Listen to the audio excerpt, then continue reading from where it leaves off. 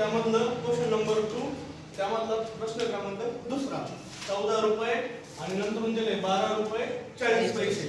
आता एक तर काय करा हे 14 रुपये याला कशामध्ये कन्वर्ट करून घ्या 40 पैशामध्ये. आपल्याला माहिती आहे 1 रुपयामध्ये किती पैसे असते 100.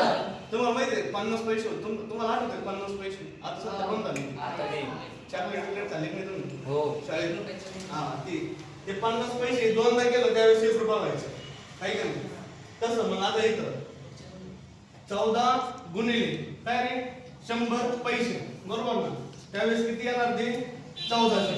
इथं लिहून ठेवतो काय 1 रुपया बरोबर 100 पैसे बरं का हे महत्वाचं आहे 100 पैसे म्हणजे इथं आले तुमचे 1400. इकडं अपॉन मध्ये काय 12 गुणिले किती 100 अधिक 40 हा यांचं करा आधी किती होणार 1200 अधिक 40 म्हणजेच काय होईल 1240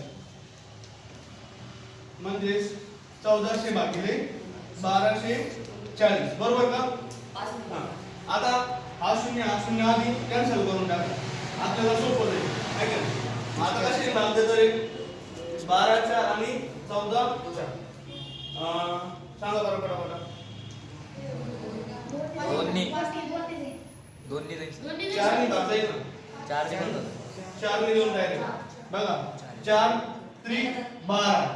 आता लक्षात ठेवा 4 त्रिक 12 14 मधून 12 गेले किती राहिले 2 म्हणून इथे किती झाले 20.